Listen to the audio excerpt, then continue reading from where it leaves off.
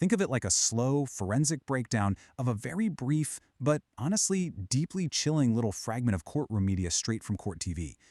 Sometimes the less information you get right off the bat, the more you're forced to just sit there and weigh the absolute gravity of the words in front of you, and that is exactly what we're going to do today. We are zooming all the way in. I want you to just sit with these 7 words for a second. Read them to yourself. Let's get you back inside that. Right now, we don't have the visual context. We've just got this strictly isolated tiny snippet of a transcript. So who's speaking? Who are they talking to? And honestly, what exactly is that? Before we even touch the broader context of this case, you got to admit these 7 words instantly build this strange, palpable tension. It's an instruction, it's a command, but it's just shrouded completely in mystery. Okay, let's dive into this. Section 1. The courtroom context. Deconstructing the charge. To really grasp the gravity of those words, we have to look at the exact title Court TV put on this. Every single word in their packaging is meticulously chosen, right? It classifies this deeply serious piece of evidence for both the viewer and the court. Basically, it hands us 4 undeniable, rock-solid facts to build our whole structural understanding around. First, and obviously most fundamentally, this is a murder trial. The stakes absolutely could not be higher. Someone lost their life. Second, the case involves a very specific and frankly highly unusual allegation, treadmill abuse. Third, the core evidence we're looking at is a gym video. And fourth, this video clearly features both the defendant and the victim. Seeing these 4 facts laid out systematically like this, it really shows us the dark framework of the tragedy we're unpacking. So the crucial point is really locked inside this hyper-specific phrase extracted from our source, treadmill abuse. Let's just define this concept based purely on the language we've been given.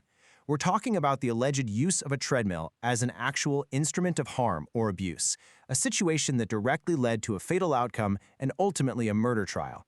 Think about how conceptually jarring that is for a second. A treadmill is literally the most mundane, everyday object. It's a piece of fitness equipment, right? It's made for cardio and endurance. So to see it explicitly linked, right there in a legal title, to lethal abuse, it completely subverts our normal, everyday understanding of the objects we see around us all the time. Moving right along. Section 2. The gym video evidence. A digital witness. Now, Court TV isn't just describing a crime after the fact here. They're actively presenting a piece of recorded media that was literally shown to the court. And surveillance footage is uniquely powerful in a legal setting, mostly because it acts as this unblinking, silent, objective digital witness to history. And this brilliantly illustrates the incredible contrast sitting right at the heart of this source material. Look, when you or I think of a typical gym environment, we think of health, fitness, self-improvement, maybe a bit of sweat and hard work, right? It's supposed to be a positive space. But contrast that with the reality presented in this trial. The gym becomes the grim setting for alleged abuse, a place where crucial video evidence of a crime is captured, ultimately culminating in a murder charge. The actual location of the event makes the details feel so much more disturbing, simply because it invades a space that's usually, strictly dedicated to well-being. Furthermore, the source specifically labels this footage as a video of defendant and victim at gym, meaning they are captured on camera together. We aren't just looking at the aftermath here, and we certainly aren't listening to secondhand hearsay.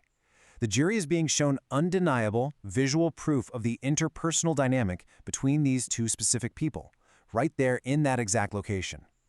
There's just this absolute chilling intimacy to knowing that the interactions leading up to the tragedy are preserved forever in this digital format, just waiting for the court to dissect it frame for frame. All right, let's keep going. Section 3. The cryptic utterance. 7 words of audio. I want to purposely slow our pace down right here, because amid all that visual surveillance data collected from the gym, we have precisely 1 sentence of spoken transcript provided in our source material. Just 1. Let's get you back inside that. Now, what's really interesting about this slide is the grammatical construction of the phrase. Look closely at the words, "let's get you back." It implies a previous state, right? A place where the victim was positioned before, and it represents this forceful direction to return them there. The speaker is actively taking control of the situation. They're not asking a polite question, they are issuing a direct command.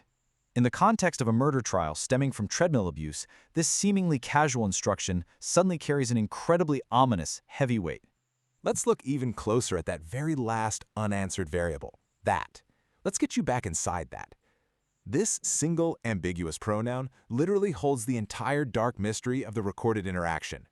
Since we know from the title that this is a case of treadmill abuse, does that refer to the moving belt of the treadmill itself? Or does it refer to a specific room? or maybe a confined space within the gym facility? We just don't know. And the intentional lack of context in this tiny fragment of source material forces our minds to actively try and fill in the blanks. And let me tell you, that is a highly effective psychological tool when processing courtroom narratives. Which brings us to Section 4, Unanswered Questions, the Edge of the Evidence. So we've taken this incredibly small micro fragment of source material, literally a single video title and exactly 7 spoken words, and systematically unpacked the structural reality of the courtroom narrative it represents. We know the actors, we know the setting, we know the tragic outcome, and we know the alleged instrument of harm. But right now we're basically standing at the edge of the evidence. And in a courtroom, just like in a well-structured explainer, acknowledging the limits of what you actually know is exactly what maximizes suspense and demands absolute attention to the facts. Which leads us to the ultimate lingering thought. What exactly was the victim being directed back inside of, and how did a seemingly routine trip to the gym escalate into a devastating murder trial? The gap between those 7 cryptic words and the final fatal reality of treadmill abuse is exactly where the entire truth of this case hides. Thank you so much for joining me as we deconstructed this fascinating fragment today. Keep questioning the details, stay curious, and I'll catch you in the next explainer.